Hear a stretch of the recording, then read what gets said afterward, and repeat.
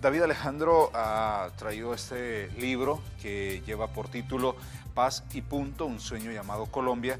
Es un convenio de entrevistas realizadas entre los años 2014 y el año 2015 a líderes sociales y políticos de organizaciones y comunicadores en Latinoamérica. Dentro de ellos está Nidia Díaz de El Salvador por parte de el partido de izquierda FMLN, y así, entre otros, Carlos Lozano Guillén de Colombia, Laura Villa también de Colombia, Esteban Silva de Chile, en fin, diferentes líderes políticos y sociales que ha entrevistado, en este caso David Alejandro, en torno al proceso de paz que ha llevado a cabo Colombia y que esta semana ha sido punto de agenda dentro de los medios de comunicación, ya que en Cuba se dio esta reunión en la cual pues se logró llegar a un acuerdo de la firma de la paz de Colombia. En este caso, David, tú estuviste en Cuba, me dices de que de allá vienes hacia acá.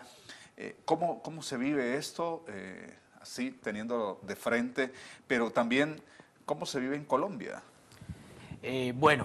Fue un momento histórico, un momento que esperábamos hacía muchísimos años, porque este es uno de los tantos intentos que como colombianos hemos hecho por la finalización del conflicto armado desde la negociación política. Es muy especial porque venimos de una arremetida muy fuerte de la salida militar al conflicto. Un conflicto con 7 millones de víctimas, 220.000 muertos, 70.000 desaparecidos, más de 4 millones de desplazados. Entonces es algo gigantesco. Si por ejemplo lo comparamos con la población de todo El Salvador, sí, hablar de 7, 8 millones de víctimas. Hablo de que es algo no solo un hito histórico, sino que logró envolver a todo el país en un sentimiento de unidad, de quitarle argumentos a aquellos que continuaban azuzando el tema de la salida militar, de que hablaban que las FARC no iba a ser una dejación efectiva de armas, y ahora lo tenemos con fechas, con una verificación de la ONU. Entonces fue realmente una fiesta en las grandes ciudades, que era muy extraño porque ha sido un conflicto más bien rural, pero en las grandes ciudades se pusieron pantallas gigantes, la gente se reunió, la gente se abrazaba, la gente lloraba de felicidad, porque saben que aunque es el primer paso, al menos es uno que no habíamos dado en décadas. Ahora viene el paso de la incorporación a la vida legal y la lucha política, ¿no?, de estas organizaciones. ¿Cómo ves el panorama desde fuera, en este caso, Cato? Bueno, yo creo que la paz en Colombia es la paz de todo el continente, ¿no? Era algo que todos y todas anhelamos con profundidad, pero sí, considero que este es, como decía, ¿no, David? Es un primer paso. Es un primer paso del que hay que alegrarse.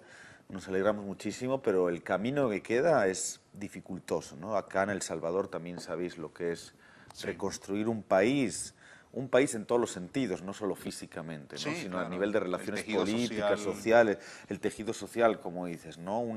Lo que es una posguerra, un post. Ahora se abre una etapa no de posconflicto, sino de post-acuerdo, ¿no? Vamos a ver cómo es este camino, y además no olvidemos que los enemigos de la paz, y en Colombia son unos cuantos, van a poner todas las zancadillas que puedan para que esto no se concrete, ¿no? Va a haber provocaciones, desgraciadamente me atrevo a decir que va a haber muertos a modo de provocación, y los enemigos de la paz no van a cesar, ¿no? Por eso también creo que es importante el acompañamiento internacional. Es fundamental lo que ha pasado a nivel de estados y a nivel de gobiernos, ¿no?, con los garantes en La Habana, pero creo que también toda la sociedad política, los partidos, los movimientos, los intelectuales debemos implicarnos en esta paz para Colombia, ¿no? Y además, a partir de ahí, ver cuál es el resto de la agenda pendiente del continente, porque si bien la paz en Colombia, que además debe ser una paz que debe llegar acompañada de la justicia social, ¿no? La paz en sí mismo es solo una palabra que se puede quedar vacía rápidamente, ¿no? La paz o la guerra en Colombia nace precisamente fruto de una serie de desigualdades históricas. Entonces yo creo que precisamente para que sea una paz plena debe venir acompañada de esa justicia social y a partir de ahí, como digo, ¿no?, ver cuál es la agenda pendiente, porque si bien el conflicto en Colombia era un tema fundamental para, bueno, para toda la izquierda latinoamericana, por ejemplo, presente en el Foro de Sao Paulo, quedan otra serie de reivindicaciones todavía que se arrastran del siglo XX, desde el siglo XIX, ¿no? Ahí está la cuestión de Guantánamo en Cuba, la reivindicación, ¿no?, la reivindicación de que las Malvinas son argentinas, la cuestión de la salida negociada, una salida con soberanía al mar para Bolivia, precisamente, ¿no?, que tiene un litigio con Chile desde hace 100 años. Bueno, creo que hay una serie de cuestiones que son también temas candentes, ¿no?, que tiene que resolverse en la cuestión de esa idea, ¿no?, que planteó ya la CELAC de una América Latina como zona de paz. ¿Qué significa, en este caso, Alejandro, el hecho de que Cuba haya sido el lugar escogido para esta firma? ¿Y qué significa también que se dé este acuerdo dentro de un gobierno pragmático de derecha que preside Juan Manuel Santos, teniendo en cuenta que a nivel latinoamericano pues es quizás uno de los gobiernos más difíciles?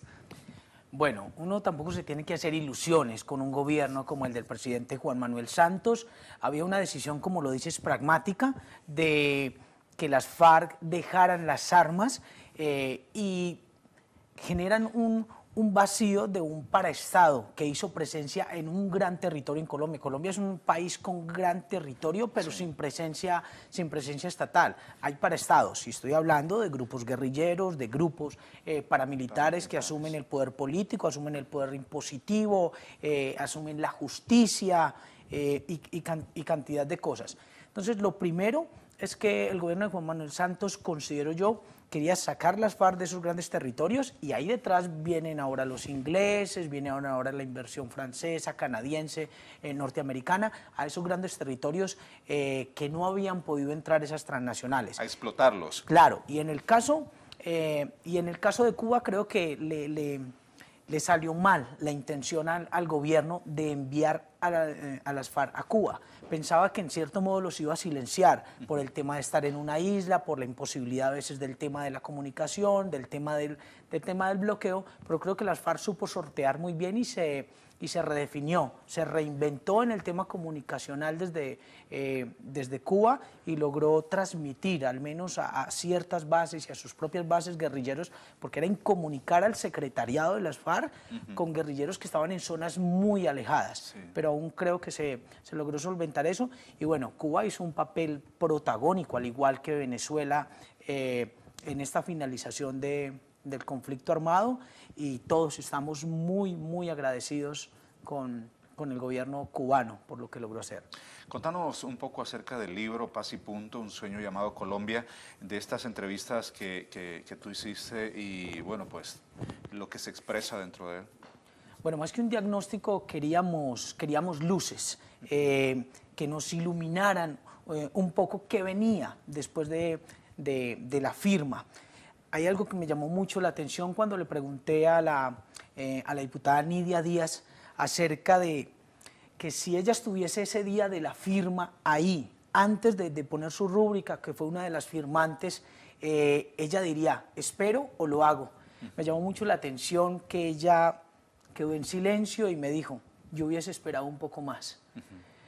Porque aunque hay un momento histórico que de pronto no se repetía, pudiésemos haber ganado más para el pueblo, y también nos metemos en esa burbuja en ocasiones emocional de que una firma trae la paz. No, una firma es una firma. Luego viene la implementación de los acuerdos que hablaba Catu, que es un proceso que puede ser muy largo.